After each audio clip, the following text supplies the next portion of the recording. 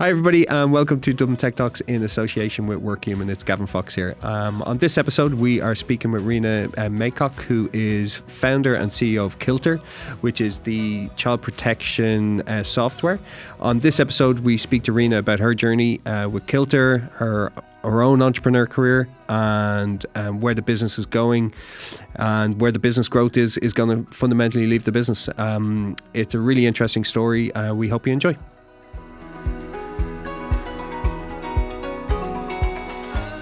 Rena Maycock, CEO and founder of Cilter, child protection software. Welcome to Dublin Tech Talks. It's great to have you here. Thank you very much for having me, guys. So I realised you're named in the top 30 women in tech last year. And business is starting to take off. Do you want to give a bit of a background of what Cilter is, and we'll go from there? I felt like a bit of an imposter being included on that list because I'm not a technologist. I'm a salesperson by trade. But was it meaningful, that award to you? We had Helen in this morning, and she kind of tries not to see a distinction in her role between male or female. So how did you feel about that? Yes, it was meaningful, and I won a Diversity in Tech Award as well, and that was meaningful for me. If I'm honest, Dave, I came from a radio background. I was selling advertising in my 20s and then had a bunch of management roles, and then the last job I had for the Man, I was chief executive of the iRadio group of radio stations, and being a woman never ever stood in my way because media is 50-50.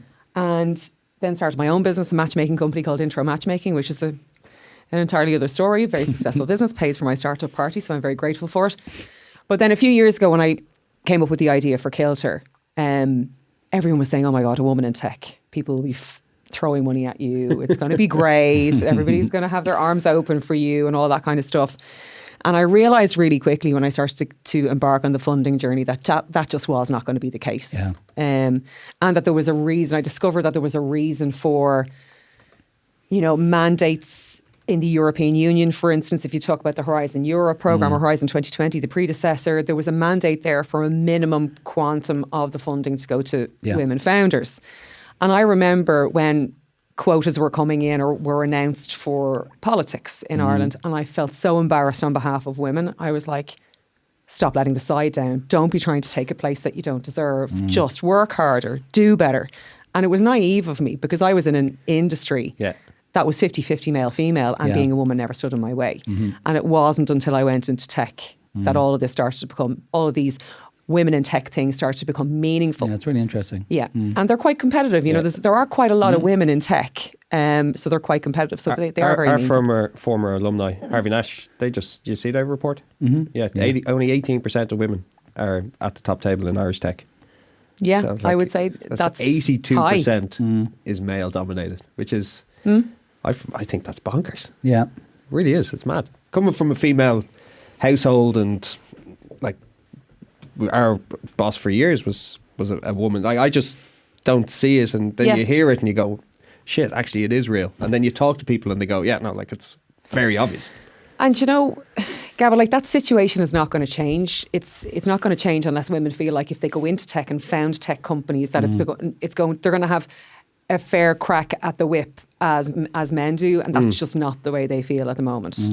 And look, I go on about this all the time. We had Kelly Becker at actually about 2 weeks before COVID hit. Yeah, it was right at the end. Yeah. And she, MD of one of the pharma businesses, but she's UK and Ireland, and she came from America, and she was like fighting the fight, but she was the same. Why is it you have to put your hands up? It's, quoted Taylor Swift song, that type of thing, and it was like, very like, we have to stand up and make it happen rather than let it happen. Yeah, but you also need to then it's Schneider Electric. Yeah. Sorry, Kelly. Like you then need to own the culture, right, in your own business, or what we found anyway, certainly in Workhuman, like some quite intentional hiring at leadership layer in technology was required to course correct. Nothing happens by accident. But there's also there's a deal flow issue for tech companies. I mean, when I was starting this company, and Mark Langan is our CTO, and he's absolutely phenomenal. And when I found him, I was delighted. But in the run up to finding Mark, I really, really desperately wanted a female CTO. Really, really wanted one. I just felt that it would be a really good fit. Not that fathers don't love their children as much as mothers do. That's definitely not true. I just felt it would be a really good fit. And me not being a technologist as well, I kind of had hoped for a female CTO that could hold my hand a little bit through the process as I was kind of making my way through making this an investable product like it is today. But I couldn't find one. It's very, very difficult. I did a CTO search and an MD search, and the CTO, I could find a few female CTOs at MD level or COO level. I found it very difficult. Yeah. And I was shocked over that, because we do a lot of work with STEM Ireland and things like that. And I actually was a bit taken back by how difficult I found it to get somebody at a head of country or an MD type role. And I was a bit, okay, it's a generational evolution, though. You would hope that things get better and better as we step forward. But okay, anyway, back to our original question. We digress. Tell us about Cilter and where we're at. Right. So I came up with this idea 4 years ago. Do you want me to give you like the founding story? Or go on, yeah. Okay, right. Well, as I said, I used to work in radio and then started our matchmaking company. And then a few years ago, I was quite bored, if I'm honest, in the business. There was nothing really strategically gritty for me to get my teeth into. It was very well functioning. And I was pregnant, and I kept getting served the image of Alan Kurdi, the little Syrian boy that washed up on the beach in Turkey. And I kept crying over it because it was very upsetting. So I looked around for a filter on Facebook and Twitter so I could keep using social media, and I couldn't find one. So I asked some friends, and they said they didn't know of a filter, but if they asked me, if you find one, let me know, because I'm always getting served images and stories I don't want to see. You know yourself. You see an Irish Times headline, you're like, I did not need that in my day. So I kind of like, I went It's actually really bad mental health when my wife turned off her apps because she was just seeing really bad stuff all the time. It's like, where's the good news? It's the same principle as indulging yourself in Modern Family or Schitt's Creek. It's a warm hug at the end of the day because life is brutal enough. Why would you want to be watching Dahmer? You know? Anyway, again, we digress. Top two Netflix show. Why would you be bothered? It says a lot about humanity, doesn't it? Maybe not parents watching them. Anyway, so I couldn't find a filter. Anyway, I went about my business, had my kids, and as you know, when you have kids, your perspective changed just entirely. And all I could see were headlines of kids that had been systematically cyberbullied, groomed, coerced, sextorted from, and pushed into the irreversible. And there was one common thread, and that parents didn't know there was a problem until it was far too late. And that terrified the bejesus out of me. And even though my kids were only toddlers at that stage, I was thinking pretty soon they're going to be asking for phones. There's two watershed moments in Ireland specifically for phone use: communion and confirmation. And I was thinking, and I kind of knew already that if you hold off as a parent and refuse to give your child a phone you can only really hold off as long as 50% of the class doesn't have a phone. Because ironically, if you keep holding off, then you're setting them up to be harassed by exclusion because they're not included. I'm proactive there. I gave my daughter, and she was the first in the class. We were hated. To get a phone? Because shame. No, I've held out when we're almost. No, she was 10 and she's really good, and I just went. 10's not so bad. No, but I was like, do you know what? We're rarely first with stuff in my house. It's usually reactive type parenting. I have loads of questions. And I was like, here you go, and she never uses it because 50% of the class at least don't have it yet. Well, that's and I've seen it done very effectively with groups of parents in a class that communicate with each other and agree nobody's getting a phone. And then it really works. It really does. But the ESRI came out the other day, and I think the new figure is 54% of 9-year-olds have their own smartphone. Wow. So it's, but they have a device. that was the other thing. Yeah, there's a difference though. I think there's, 93% of 8 to 13-year-olds have their own smart device. That could be an iPad or a tablet. But you're in the home, and it's not, it's not always on necessarily. But the whole purpose of the product cellular. is that it doesn't matter where you are, you're getting information into a device that you, as a parent, don't know about. You're not in control of, Which, to me, I was like... And maybe it's a false sense of security if they're in the home and that's where they're accessing. You think, I think a mobile phone on a cellular connection just feels like a step beyond in terms of control as a parent. Well, you see, there's quite a bit of filtering can be done at a network level. So if you have a good parental control at home, router based or whatever, it does catch a certain amount. It'll catch porn, it'll catch gambling, that kind of thing. High level stuff, but the future of harmful content is in encrypted apps, and that's generally on a child's smartphone. And generally your child doesn't bring their PC or their tablet to bed with them, but quite often parents can be a little bit too relaxed about the child having the smartphone in the bedroom. Oh, it's my alarm clock. But then they're on it under the covers at night. And they're getting encrypted messages. Because, not to get too grim too quickly, groomers generally will follow a particular pattern. They'll contact a child on a public platform like their Facebook page or Instagram, and then they'll very quickly ask the child to move the conversation into an encrypted app. And that's out of the reach of scrutiny by big tech themselves or any other filters. Yeah. So that's the future of harmful content. And look, also not to get into the weeds on the legislation, but you've got the likes of the Digital Services Act, the Online Safety and Media Regulation Bill, the Harmful Content Bill. They're all coming in, and they're all with a view to forcing big tech to deal with the harmful content that's on their public platforms and remove it, or else get fined, like GDPR style fines, not something that you can absorb as a cost of doing business. So they will come up with solutions for it. But none of the legislation compels them to look inside encrypted apps because they can't. The only way you can look inside an encrypted app is client-side scanning on an actual device. And that's what Cilter is. Again, I've digressed. No, we like digress. No, it's pretty amazing. we have no set pattern to anything we do. So, cause I was almost 17-year-old, and did the usual stuff, the previous incarnations of protection for him, but quite quickly realised he was going to circumnavigate. He was a smart kid. So I think when I came across your promo video, and it's very emotive, like amazing. Amazing job there in terms of just communicating why this is important. But it feels like deep tech, like it feels really intense and complicated. I mean, I'm not, no, you're not the CTO, but even working with the providers, is there a big challenge there in terms of the encryption? Yeah, so what we did was when I came up with the idea, I spoke to a friend who's a technologist, and he said, you're talking about a really natural fit for a parental control. So I looked into that space. And as you say, it's all app-based technology. And apps operate in a peer-to-peer system. So you can download all the custodios or safety nets or keepers or barks onto your child's device. Yeah. They sit at the same permissions layer as Snapchat, TikTok, Messenger, WhatsApp, Telegram. So they'll never, ever technically be able to detect harmful content in a messaging app. And that's where cyberbullying and grooming is done. So the earliest point in the technological stack that you can access all incoming and outgoing data on a device is the kernel level. So you've hit the nail on the head. It's deep tech. Yeah. You'd be absolutely staggered the amount of times I've had really long conversations with people. And at the end of the conversation, they'll shake my hand and say, I can't wait to buy your app. And I'm like, oh. I have failed. Nailed that elevator pitch. I have failed. It's on the deck. Cilter is not, capital letters, an app. So look, that's the earliest point in the tech stack you can do it. So it is a challenge because unlike all of our competitors in the marketplace, they're all B2C. They sell direct to consumer. They can launch a product, spend $500,000 on a product, launch it to the App Store, use the revenue to develop incremental improvements in their app, and then, fine tune it. But they've got a revenue source there.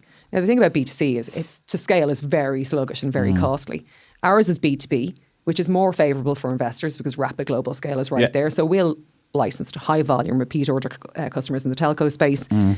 But the problem that we had was we don't have the autonomy that an app does. Yeah. We can't launch a V1 to market. There's a couple of reasons. It has to be embedded, so it has to go in at point of manufacture. You can't download it over the air. Now, that's a really strong value proposition to the likes of Samsung because it means that if a parent wants that truly safe Cilter-enabled smartphone for their child, they have to go and buy another device. Yeah. They have to buy a Cilter-enabled device, which increases handset sales. It erodes hand-me-down culture from an iPhone perspective because what you and I are doing at the moment is our child comes to us and says, Dad, give me a phone. Eventually you capitulate when they're 10. And you give them, here, have my old Apple 8. I'll go and upgrade to a 14 because you really want that 14. I chuckled when I heard you say that before. I was like, that's exactly what exactly. But what we're doing is we're creating tomorrow's Apple user. Yeah. So there's two big things that Apple have that Android hate.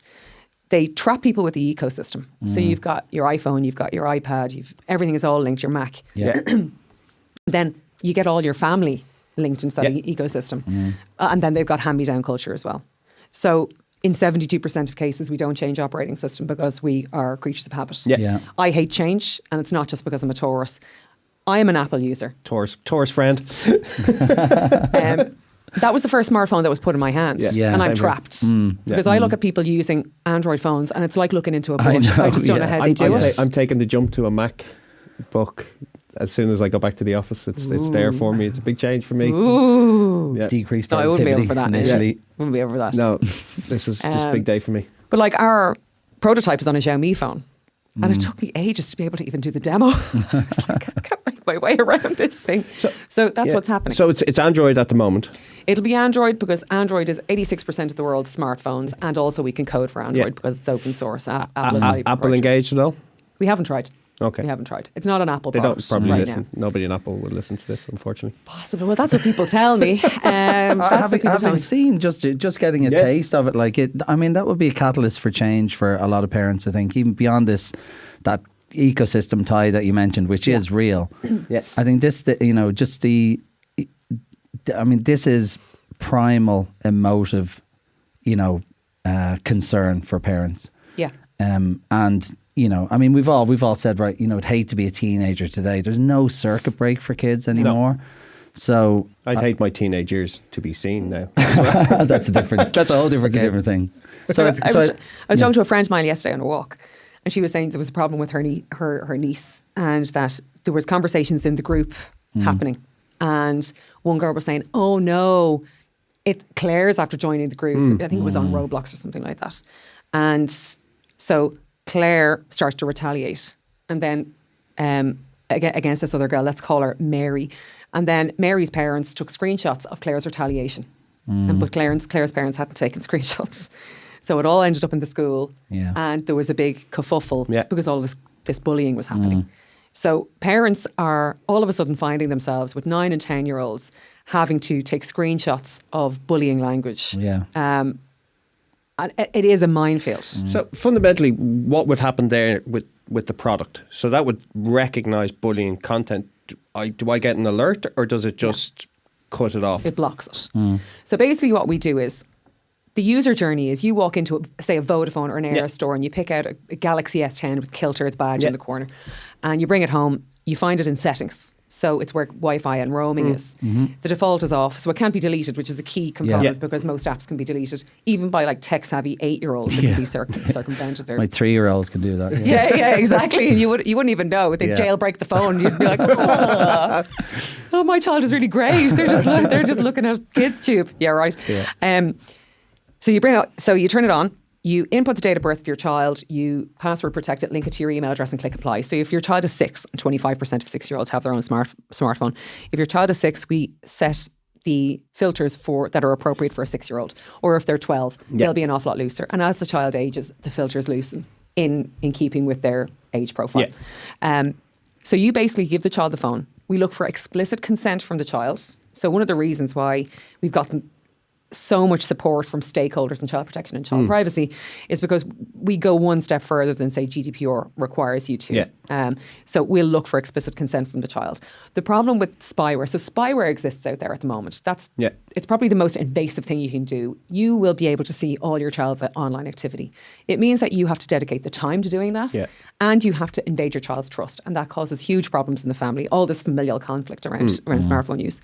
So we look for explicit consent so that the child feels a little bit empowered. They feel like they're involved in their own online safety and decisions around that along with you. So if we detect that your child is being groomed, or if they're trying to send out a nude image of themselves, this is how it starts. One nude image is how grooming really starts. If they try to send out a nude image of themselves, we don't send you the image. We just don't let it save into the photo library. And we send you an alert to say, we have detected that your child is trying to send out a nude image. And we invite you to go to the phone with the child and discuss it, and we give you hints and tips on it. So we've got a partnership with CyberSafe Kids, which is brilliant. Ireland's largest provider of online safety training. So we advise you, give you an emergency toolkit, and then you go and have the chat with your child.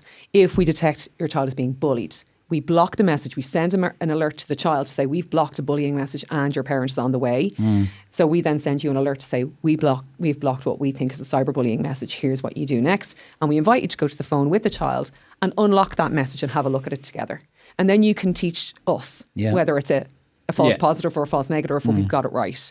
So basically our AI learns very quickly. The more users we have, the closer we get to 100% detection efficiency. We'll never get to 100%, but as close as I was just saying, there must be a machine learning type language in the background. So there's two components to the software. It's the operating system modification. That's what we've got patented. That's the method by which we access all the incoming and outgoing data. And then there's the AI-driven databases of cyberbullying, grooming, and suicide and self-harm content. And from what we can see, that there'll be uniqueness in that data as well, because we're building those data sets from scratch. And we will have the world's first repositories of direct victim to groomer and direct victim to cyberbullying language, verbatim private language. Because what's out there at the moment, it's quite rudimentary, actually, the research that's out there in terms of data sets of cyberbullying and grooming language. Even in the English language, it's quite rudimentary. There's difficulties around collecting the data. So what's there seems to be from interviews. Say, if you take the suicide and self-harm piece, there are interviews of children that have ended up in a hospital. Yeah. So they're on the other side of it. Okay, yeah. And can their memory be trusted? For example, can their memory be trusted to remember exactly what they searched for or exactly what the suggestion someone made to them was? Yeah. And the same with kind of cyberbullying language. So what's out there at the moment is publicly scraped data. So, but if you're from the likes of Reddit or Twitter or whatever, but if you're bullying me over Twitter, you'll use very different language than you would if you were bullying me in a little group, private group on WhatsApp of 12-year-old girls trying to pick on someone. So it would be very, very different language. And we're working with this. So the consortium that we have, that we won the DTIF with, included DCU. So 2 business units in there. There's the Anti-Bullying Research Centre and ADAPT, Centre of Excellence for Ethical AI. And the Anti-Bullying Research Centre are like 20 plus years experienced in researching cyberbullying language. So they've got great pedigree in developing these types of data sets anyway.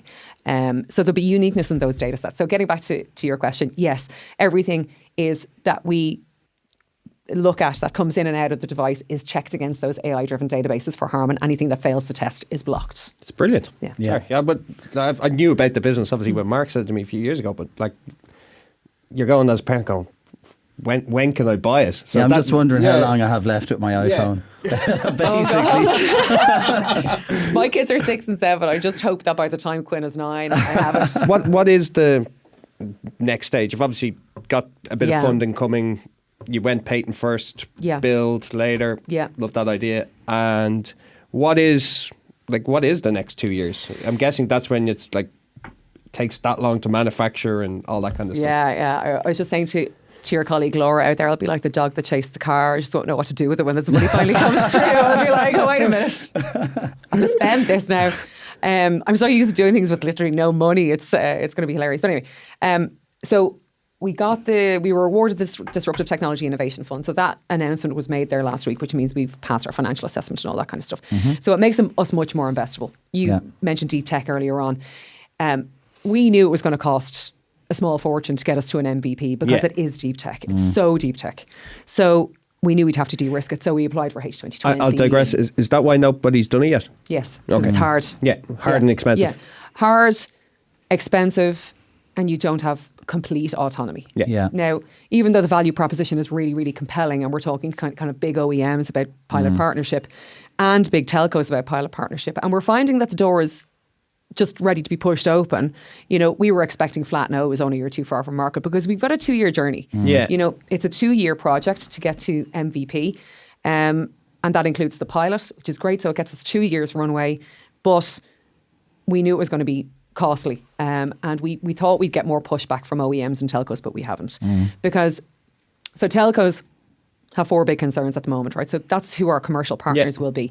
They need to decrease churn, decrease the cost of acquisition, increase the average revenue per user, and secure the long-term viability of their companies. Because at the moment, they're at risk of becoming mere data providers because they lack USPs to set them aside from it. So it's a race to the bottom on price. They need something they can use for value add. So our product gives them the opportunity to either add a margin or not. Yeah. And from what we're told by the telcos, our price, our license price per device per annum is extremely low on the cost of acquiring a new customer. So they could just absorb it as a marketing cost to acquire a new customer. And, you know, the indications are they'll include it in a family bundle to bring in longer term contracts, multiple users, and crucially, transfer people over to bill pay rather than pay as you go. So it's a very useful sales tool for them. So they are all seeing, they don't need us to kind of hold their hand through it. They are seeing immediately the value proposition that we present. But also, in terms of zeitgeist, it is absolutely crucial for all of these companies to be showing that they're doing everything they possibly can 100%. to tackle harmful contents on their devices, and through their networks. Well, if you think legally, Yeah. If Like the they legislative don't do push it, is but one if they thing. don't do it and there's a product Yeah. there to do it, Yeah. you know, as a parent and something happened, you'd be like, I'm Yeah. going after you. So we And- digress. And look, PR is directly linked to share price these Yeah. days. And, you Absolutely. know, so certainly we're not going to get any blockers. I mean, you know. Yeah, we don't want the child protection. Yeah, no, we thanks. don't want that. Go over there. And so we're finding that, you know, the door is open there. So we're getting an awful lot of yummy noises in that score. So we've got the 2-year project. We've got the 2.8 million in non-dilutive grant coming to us. So it's significantly de-risked. Yeah. So we've been raising, you know, for about a year. And we had committed investors and we had the valuation last year and we haven't raised it. Since we got the 2.8 award, we haven't raised the valuation 100%. because it's a different era now in terms of raising. So our committed investors from last year are happy with that. Yeah. Okay. And basically, so investors now are getting 4.4 million worth of development for a 1.5 million investment. So it's a bit of a no-brainer. That's your next 2 years. It's go from MVP to a product, or is It's it? getting to product. Yeah. So at the end of that 2 years, we'll have a marketable product, English language product for Ireland, UK and the States. And do you have to build that as nearly an embedded product already, so it gets to market quicker? Yeah. Because I don't. What's the Yeah. churn on phones? I know chips are like 6-12 months when they kind of.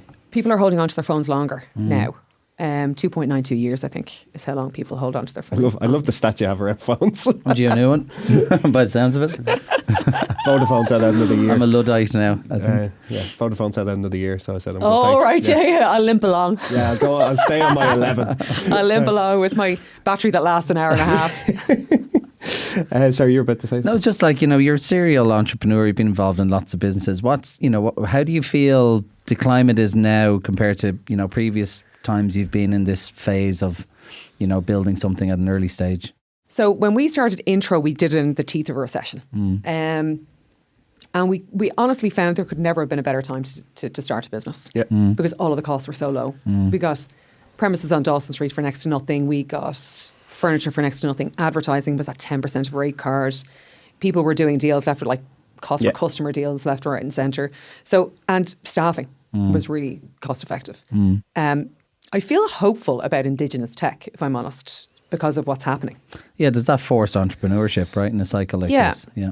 And like I was on the Commission on Taxation and Welfare and there was an awful lot of discussion around Ireland's reliance on CT from big tech. Yeah. I can't remember the exact statistic. It was something like 80% of our CT was coming from like the top 10 MNCs or something like that. I can't remember the statistic. It's something wild. And I was, you know, constantly beating the drum of trying to make Ireland a better place to start an IP-rich tech company. Because at some point, and I think our vulnerability is starting to show it now, at some point that money may go. It's not because of changes, international changes in corporation tax, because realistically that's not going to have a huge impact on us if you look into the great detail of it. But Indigenous tech, startup tech companies, it didn't really affect us because we get contacted quite frequently by people that have been working in big tech. They're experts, but they feel like they've sold their soul and they're ready to move on and do something good. Yeah. So we would have, because of the social good that Cilter is going to do, we would have quite a few people would come to be attracted to us by that. But other tech companies that don't have that kind of, you know, social draw would find it very, very difficult. And you guys are in the recruitment game. You'd find it very, very difficult to compete with big tech on salaries, share options. But you benefits, nailed all it on that. the head there. People get bored with that. I know it sounds really terrible. They still get well paid, but they don't want to report into somebody and not actually be able to build the product themselves. They'll ship a certain part of it to another place, and then they go back and rebuild, and then like at the start, and they go, "What happened?" That and it might get canned, and they've spent 2.5 years on it, and they go, "Oh, I don't want that." There is a big I think it's very Irish of us. There's an element in all of us that wants to be the big fish in the small pond. Yeah, So I know what you mean. Yeah. I think that's quite natural for people, but I think in 2023 it's going to be the year of Indigenous tech. I think arguably the multinationals need to move over a bit and make a bit of space. And there's some really exciting companies coming out of like have funding, and they're going to be hiring ed tech, some good fintech coming through.